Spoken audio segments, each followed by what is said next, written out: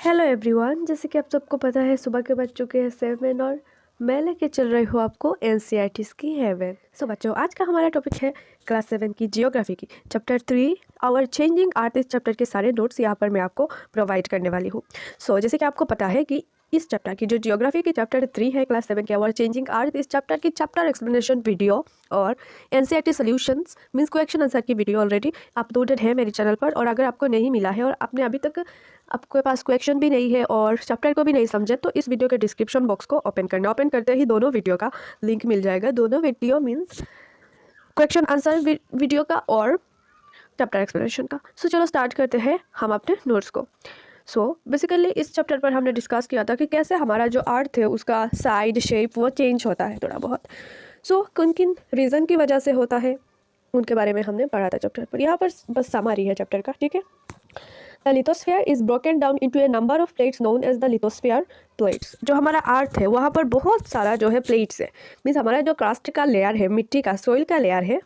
Okay, सो ये जो है अंदर से बहुत सारे लेयर पर डिवाइडेड है, ठीक है। ब्रोकन है मीन्स टुकड़ों टुकड़ों पर टुकड़ा टुकड़ा है, पर ऊपर से ये विजिबल नहीं है, ये अंदर से विजिबल है। The movement of this plates causes change on the surface of that. और ये जब मूवमेंट करता है, लाइक हमारा जो नीचे है ना मोल्टन मैग्मा है ना, लाइक हमारा नीचे जो है मेंटल लेयर है ना, मेंटल लेयर की वजह से, मेंटल लेयर तो लावा होता है ना, सो उस वहाँ पर मेंटल लेयर है, इसीलिए ये थोड़ा बहुत मूव करती है प्लेट्स जो एक दूसरे से अलग है। इसी वजह से जो है बहुत सारे चेंजेस देखने को मिलते हैं हमारे अर्थ के ऊपर। The forces that act in the interior of the earth are called endogenic forces. जो भी फोर्सेस अर्थ के अंदर होती है, होने की जो है अर्थ के अंदर कुछ चीज़ें होने से अर्थ का अगर शेप साइज कुछ भी बदलता है और कुछ भी चेंजेस देखने को मिलते हैं, उसे इंडोजेनिक फोर्सेस कहते हैं। और जो भी बाहर अगर कुछ होता है अर्थ का होने की वजह से अर्थ के ऊपर चेंजेस देखने को मिलता है, सो उसे एक्सोजेनिक फोर्सेस कहते हैं। सडन मूवमेंट लाइक अर्थ को एक volcanoes cause most destruction over the surface of the earth. A volcano, okay, so volcano पता है ना आपको, जो मोल्टन मैग्मा जो है बाहर आता है मेटल लेयर से, उसे वोल्केनो इरप्शन कहते हैं। सो उसकी वजह से अर्थ पर बहुत सारे डिस्ट्रैक्शन होते हैं, मीन्स बहुत लोगों का बहुत सारा नुकसान हो जाता है। A volcano is a vent opening in the earth crust through which molten material erupts suddenly। जैसे मैंने आपको बताया, जो मेटल लेयर पर लावा होता है वो बाहर आ जाता है बाहर से। The vibration in the plates of the earth is called a earthquake. जो वाइब्रेशन होता है अर्थ के प्लेट्स पर, इसका एक फोकस पॉइंट होता है, इस जगह के आसपास ज़्यादा वाइब्रेशन होता है, सो उसे हम क्या कहते हैं, अर्थक्वेक कहते हैं। The place in the crust where the movement starts is called focus. और जो क्रस्ट के जो नीचे जो जिस भी प्लेस पर ये मूवमेंट स्टार्ट्स होता है उसे हम फोकस कहते हैं। The place on the surface above the focus is called epicentre. और जो प्लेस होता है फोकस का उसे हम एपिसेंटर कहते हैं। Although earthquakes cannot be predicted, the impact can certainly be minimized। earthquake जो है उसे हम प्रेडिक्ट नहीं कर सकते, मीन्स earthquake आने वाला है ये आप नहीं कह सकते हो, ठीक है, ये आपको पता नहीं चलता, पर इसकी जो है इम्पैक्ट मीन्स जो नुकसान होगा उसको हम कम कर सकते हैं कुछ चीज़ों के थ्रू। नेक्स्ट है हमारा मेजर लैंडफॉर्म्स। जो बहुत बड़ा बड़ा जो लैंडफॉर्म्स होता है वो क्या क्या होता है, चलो देखते हैं। The landscapes are continuously worn away by two forces, weathering and erosion. जो लैंडस्केप है, जो लैंड है, उसका शेप वगैरह चेंज होता है, किस लिए, वेदरिंग की वजह से, बारिश की वजह से, और इरोशन डिपोजिशन की वजह से, मीन्स एक जगह से मिट्टी दस के दूसरी जगह डिपोजिट कर जाती है। Weathering is the breaking down of the rocks on the earth surface.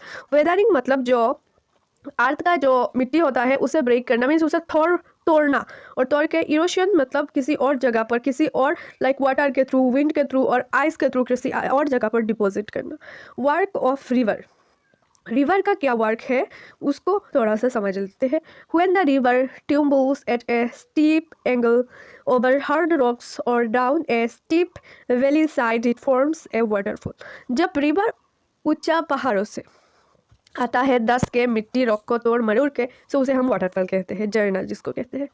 As the river enters the plain it twists and turns forming large bends are known meanders. जब रिवर ऐसे प्लेन जगह पर आता है, ठीक है, समान जगह पर आता है, तब वो क्या करता है, मेंडर्स क्रिएट करता है, जैसे सांप रेंगते हुए चलता है ना, उस टाइप का ये मेंडर्स क्रिएट करता है।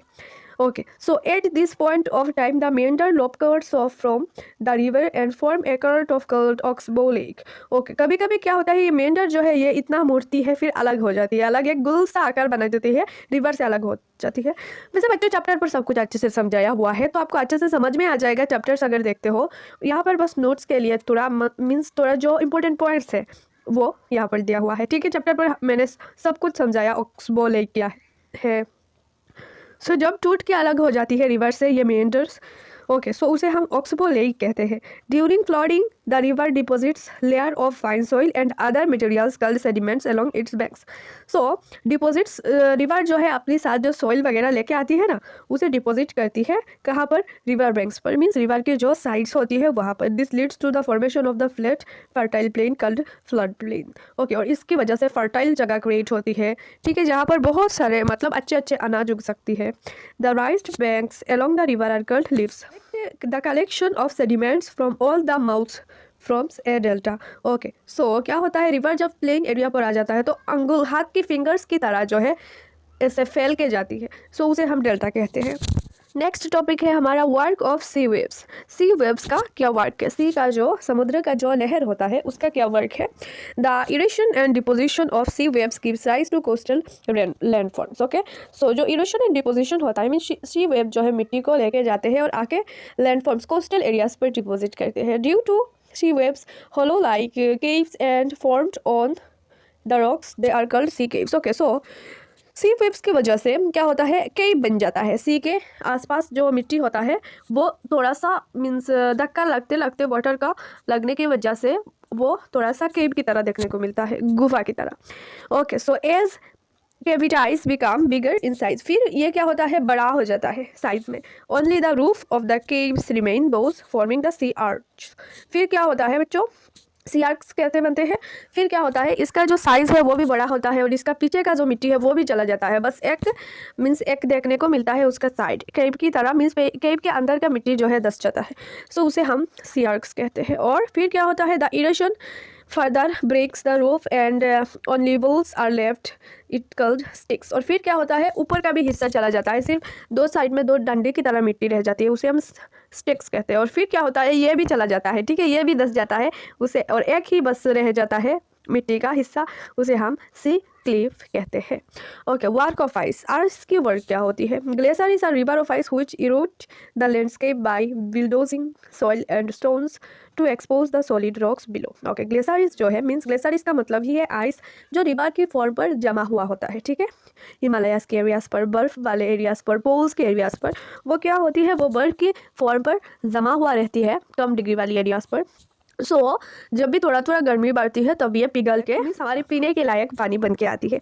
The material carried by the glacier is such as big and small rocks sand and silt gets deposited, this deposits form glacial moraines. Okay, so कुछ गड्ढा भी खुद लेती है, कुछ बना देती है, उस गड्ढा को बढ़ भी देती है, उसे हम ग्लेशियल मोराइन्स कहते हैं। वर्क ऑफ विंड्स, हवा का क्या वर्क होती है। सो बच्चों, an active agent of erosion and deposition in deserts is wind.